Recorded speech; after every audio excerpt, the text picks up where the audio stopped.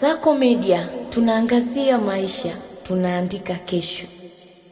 Presha kubwa ya dirisha la usajili la majira ya joto kwa Arsenal ambalo wameweka wazi nia yao ya kuimarisha safu ya ulinzi kwa nguvu mpya za vijana. Taarifa zinaeleza kuwa wamemvizia beki chipukizi wa Real Madrid Victor Valverde Peñas mwenye umri wa miaka 19 pamoja na Jacob Ramon mwenye umri wa miaka 21 anayekipiga katika klabu ya Como. Hatua hii inaonyesha mkakati wa muda mrefu wa Mikel Arteta wa kujenga safu imara yenye mchanganyiko wa uzoefu na vipaji vinavyochipukia. Wakati huo huo, mustakabali wa Gabriel Martinelli mwenye umri wa miaka 24 umeibua gumzo kubwa licha ya tetesi kwamba klabu inaweza kuwa tayari kumsikiliza. Nyota huyo wa Brazil anaripotiwa kuwa na msimamo thabiti wa kubaki Emirates. Martinelli anaamini bado ana mchango mkubwa ndani ya kikosi na anataka kupigania nafasi yake, huku akilenga kuisaidia Arsenal kufikia malengo makubwa zaidi msimu ujao.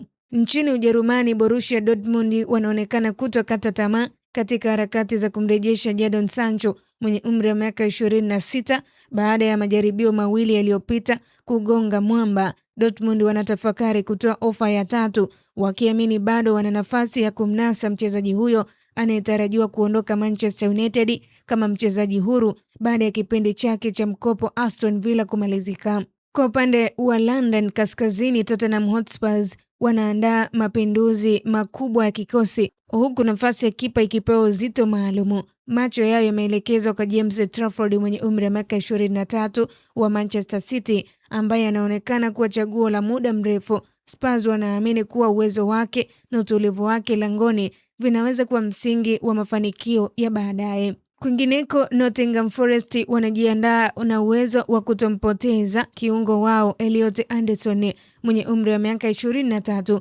Klabu hiyo inahusishwa na matarajio kwamba mchezaji huyo anaweza kuvutiwa na changamoto mpya kutokana na vigogo kama Manchester United na Manchester City, lakini Forest wameweka wazi kuwa hawatamwachia kirahisi.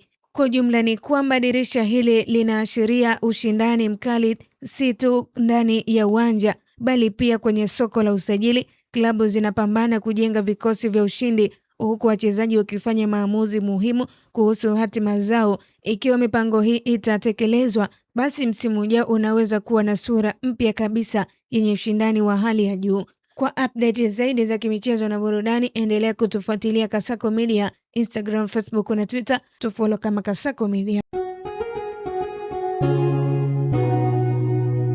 Kasako Media, tunaangazia maisha, tunaandika kesho.